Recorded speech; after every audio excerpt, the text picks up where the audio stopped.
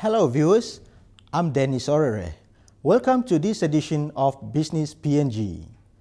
In this edition, we speak with the United Kingdom's Foreign and Commonwealth Office Minister, Hugo Swire, to get a glimpse of existing and future trade potential between PNG and Britain.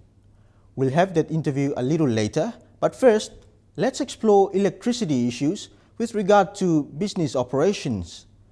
The increasing demand for electricity in the country has become a serious issue for business operations, particularly where a large number of resource projects are being undertaken.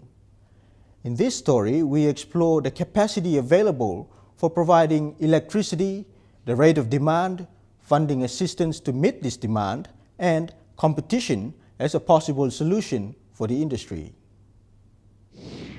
Today, electricity is a need for business activities in countries around the world, including PNG.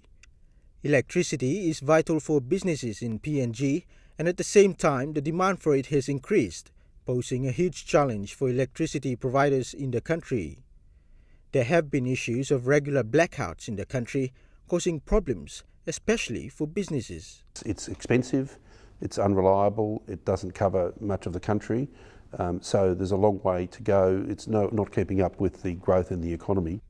While the issues of providing reliable electricity have been going on, the demand for electricity in PNG has been constantly growing at a rate of 2.2% over the last 10 years. PNG Power Limited, which has been the major supplier of electricity since 1963, including the days of the PNG Electricity Commission, is looking at different ways to provide low-cost hydroelectricity generation. Very much so, one of the major enablers to getting the development of this country and moving forward this country is energy in terms of power or electricity services, if you may put it that way. The demand that pushes for us to improve on electricity services, that creates a bearing in terms of growth. And that creates a bearing and pressure onto our existing assets as well. So we are not connected system-wise, in electricity system-wise. We are not connected into one grid. We've got 3 major separate grids around the country, which makes it a little bit expensive because we need to use a combination of hydropower plants with diesel-fired power plants to generate electricity. Some years ago, a study was done and anticipated that the gross domestic product of Papua New Guinea would double as a result of the LNG project, and it seemed obvious to us that that was going to mean that there was going to be a very significant increase in demand for electricity. It's what happens when an economy grows. I mean, people can talk lots and lots of specific examples, but in an overall sense, it was obvious that there was going to be a very significant increase in demand for electricity. And I had discussions back then with the IPBC and with PNG Power, and I've got to say, some very good people in PNG Power, but it really needs to sort of move with the times in a sense. What they were doing at that time was anticipating a growth of demand of about 3%. And they were doing their budgeting and capital expenditure programs based on 3% when we knew it was going to be very substantially more than that. Given this scenario, PNG Power Limited has signed agreements with the World Bank and the Asian Development Bank to develop new hydropower stations at Nauru Brown outside Port Moresby, Divune in Oro Province, and Ramazon in the autonomous region of Bougainville as part of its Town Electrification Improvement Program. PNG Power is also putting much effort into rehabilitating the hydro power stations at Ramu 1 and Rona 1 to ensure that they will be running to their full capacity to cater for the increasing demand. The Asian Development Bank, through the Department of Petroleum and Energy, IPBC, and also PNG Power Limited, has agreed to 2 loans recently. One is a Town Electrification Improvement Program. The other one is a Port Moresby Grid Development Project, which was signed recently. Asian Development Bank President Takehiko Nakao visited the Rona Power Station, which will be rehabilitated under Asian Development Bank's recently signed Port Moresby Power Grid Development Project during his two-day official visit to PNG last month. ADB is also increasing the investment in renewable energy, including hydro power, using new technologies. This will help to expand access and address the high cost of power generations that has traditionally hobbled development. Yesterday, I was able to visit Rona hydropower station, which will be upgraded under the recently signed Port Moresby Power Grid Development Project. With all the new hydro projects being developed and with the rehabilitation of the existing facilities including power stations, substations, transmission and distribution lines, PNG Power believes it should be able to cater for the increasing demand of electricity in the next couple of years. Alternative energy sources are also being identified to supply electricity, some of which are already in use. Critics may say, oh, it's expensive with the electricity services, but it's a true reflection of the portion of energy that we produce out of fossil fuel.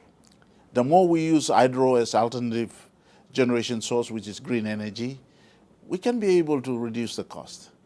But now, should gas be available, we can reduce our fuel cost by 5 times. And then we can pick up in system issues, power system issues, and give reliability. There have been questions of whether the electricity industry in PNG should have competition introduced to cater for the high demand of electricity that is in place, particularly in the business arena. The introduction of competition is aimed at providing quality and reliable electricity. We believe competition is very good. Competition will allow to increase efficiency, to reduce the tariff, and to serve the higher demand for the industry in general. I think we would always say that competition is likely to breed, better outcomes, generally speaking. Having said that, power is a little bit different to, say, telecommunications. I don't think that we're necessarily at the point where we would see, say, a privatisation of PNG Power. That's probably not going to happen, and partly because, who would buy it? It just would be difficult to create a commercial case to privatise PNG Power. So that implies continuing to have government ownership, and so that implies that we need to look at not so much the ownership of PNG Power, but the operation, how it's run. So there does need to be a substantial amount of work done, I think, on commercialising not only their just the way they do things. I think where PNG Power's making the mistake is that they're not taking advantage of the viable commercial opportunities that there are. With the increase in business activity, mostly driven by the resource sector, the demand for energy is also on the rise. Effective competition in the electricity industry is being considered as a solution to the challenge of rising demand by PNG Power Limited that should result in the provision of reliable and efficient electricity for businesses. We have independent power producer, we call it, but I think the chapter of us having the monopoly over the generation space of our business is now been opened. When I say opened, meaning that we are now inviting competition to come into the generation space. Stay tuned. Our story continues when we come back.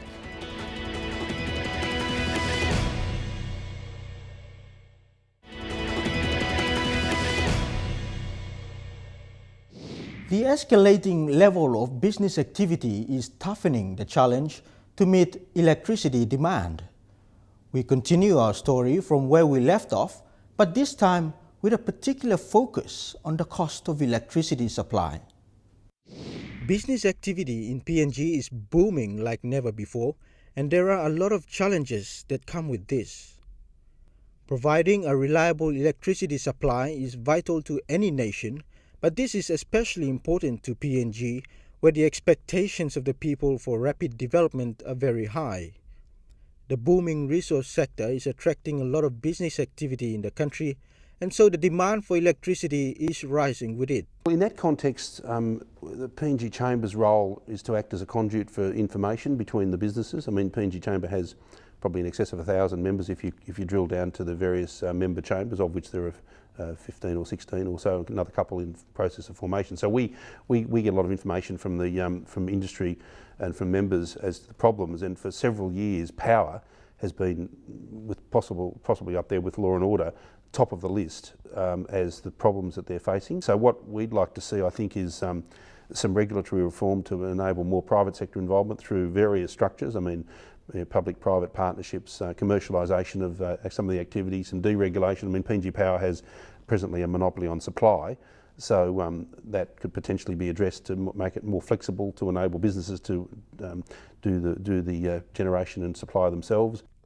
The PNG government's Investment Promotion and Business Registration Body, PNG Investment Promotion Authority, revealed last year through the Business Advantage PNG Guide that in 2011, the PNG IPA had 350 to 400 new companies registered, while in 2012, it was close to 500 companies.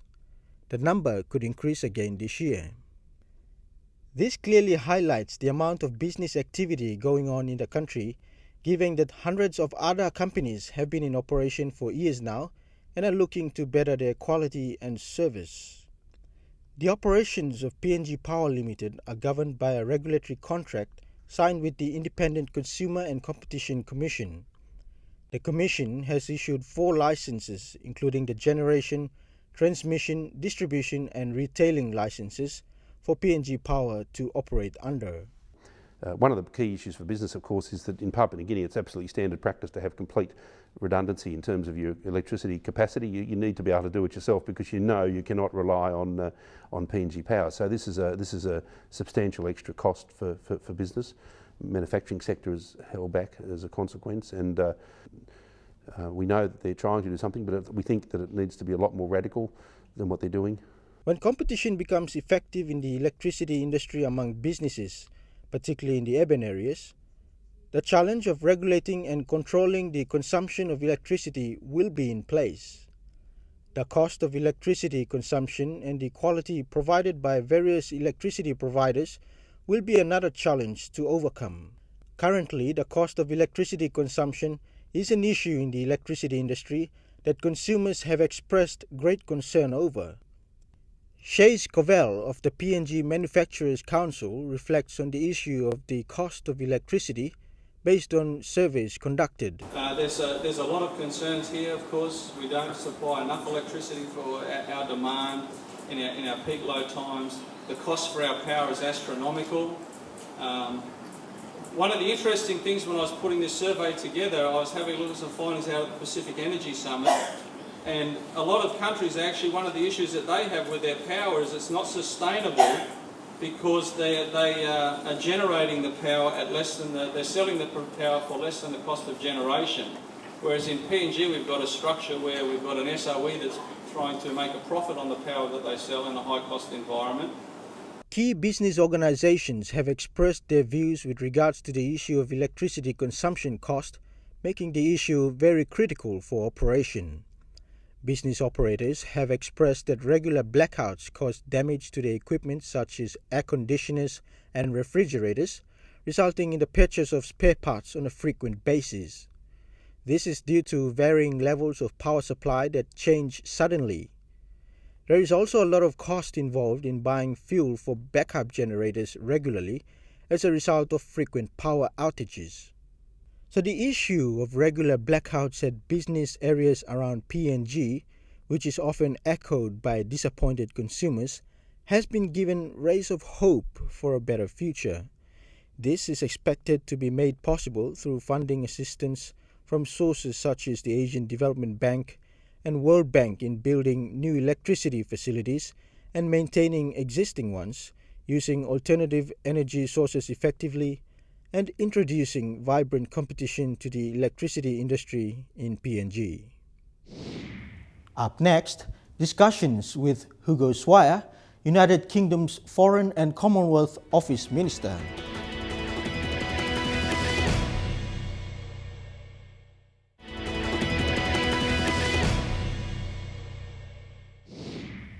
If you've just joined us, you're watching Business PNG.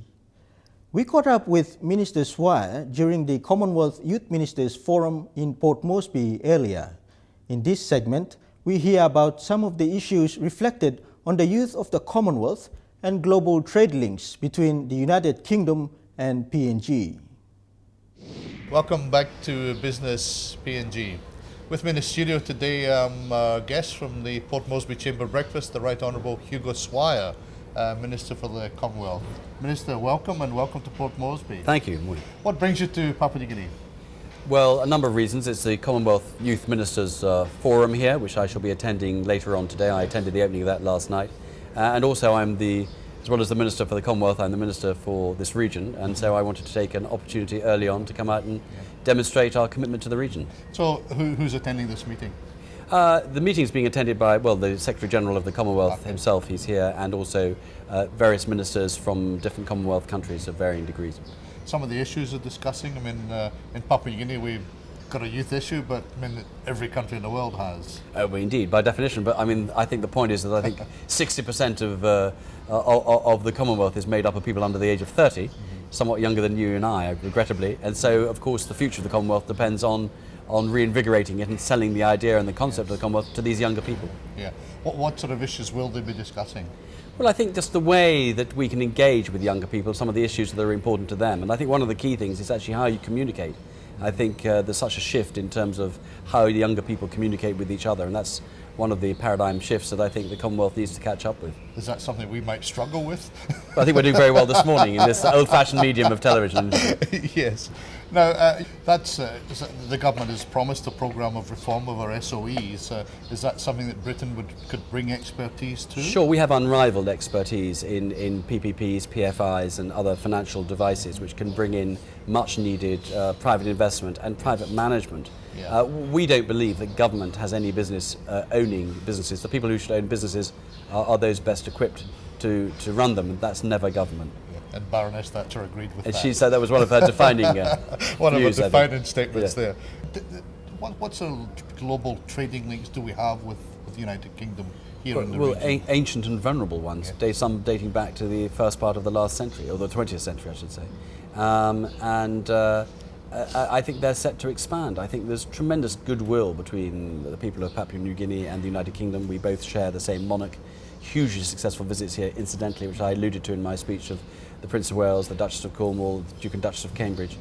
Tremendous links with PNG, and we've done a lot together over the years. I think we can do a lot more. Look, we're aware that there's a country which is on the threshold of expansion, such as PNG, has many suitors, not least China and other countries, and Britain can't hope to get involved in everything. But we do have tremendous longevity in terms of our relationship, goodwill, common standards of behaviour and ethics, I believe, and also tremendous expertise which we can bring to bear to help Papua New Guinea critically develop the infrastructure it's going to need in order to develop.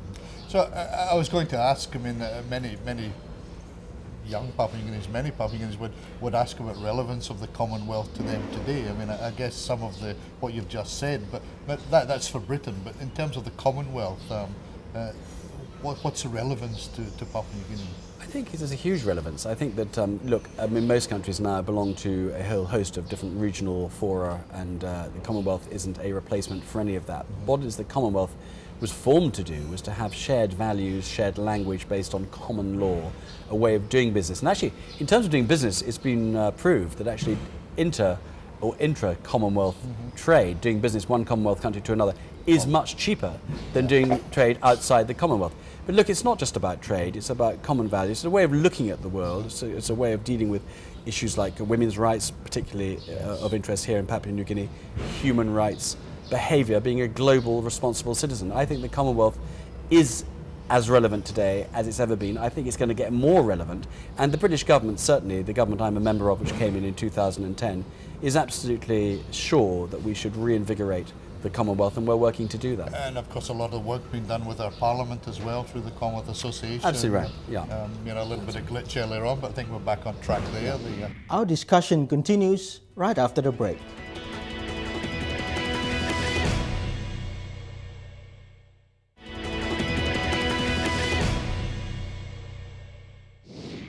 Welcome back.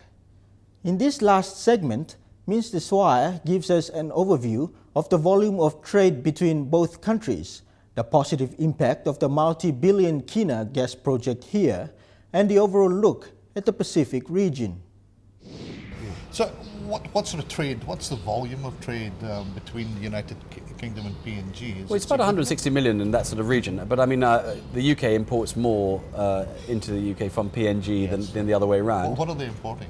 Oh, they're importing everything. I mean, I said in my speech, the Queen's grocer, Fortnum & Mason, has rows of products from Papua New Guinea, from coffee to chocolate and so forth. And but I think Papua New Guinea is about to undergo a major transformation on the back of the discovery of gas and what that will mean. And I was talking to the Foreign Minister yesterday. I'm meeting the Prime Minister later on this morning.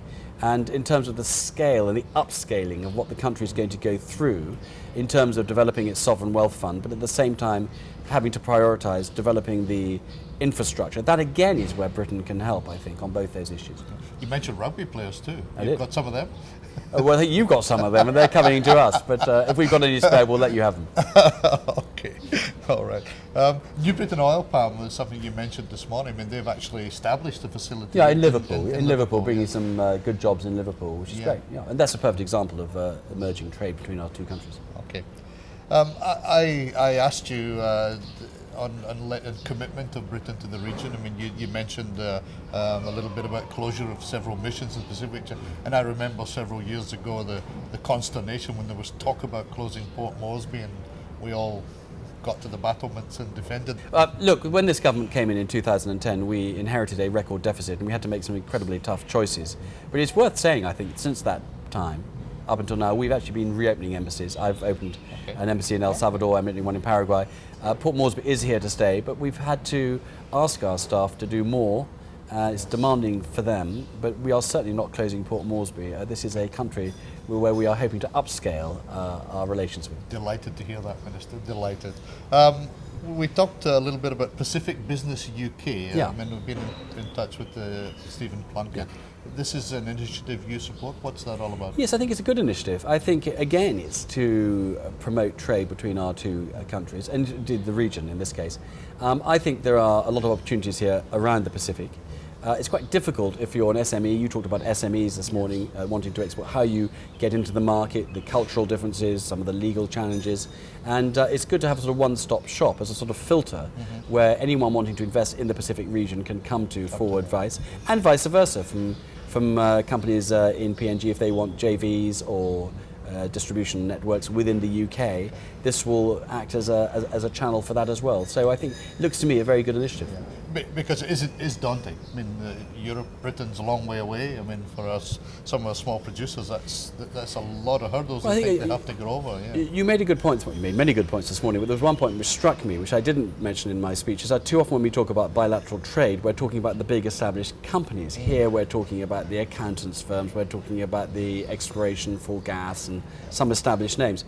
If Britain is to recover and if PNG is to grow, we really need to upscale the SMEs, the small, medium-sized enterprises, and they're the ones who find it more difficult to penetrate markets, which is why something like this initiative for those sorts of companies has tremendous relevance. You also mentioned a pressing issue, and you talked about the cartridge, climate change, and what do you see happening there from a European perspective? Well, we're doing a lot, and the UK is at the forefront of what we're doing. And as I said, I hosted this conference of Pacific Islands in Lancaster House in London quite recently and brought together officials and experts and academics. We take this very seriously.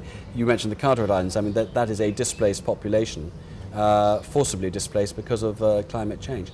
And they will not, alas, be alone. So we're very, very keen to help in any way we can. We've formed a new fund with the Germans, which we urged PNG to apply for to cut emissions. And I think there's a huge opportunity here for alternative energy, for green energy, tidal, wave, hub, wind, offshore, onshore, whatever you like. I mean, PNG is well placed to do that, hydro. And again, I've been discussing that with government ministers here. Again, there are plenty of British companies with British expertise who would be very, very happy to come and do business here. Minister, thank you very much, thank you very much for your time. I wish you well and the rest of your visit here to Port Moresby, and I hope we'll see you back in Papua New Guinea again. Thank you very much indeed. And that winds up this edition of Business PNG. To access our programs online, log on to www.mtv.com.pg. Also, remember to send us your feedback via Facebook or email. I'm Dennis Orere. See you next Tuesday.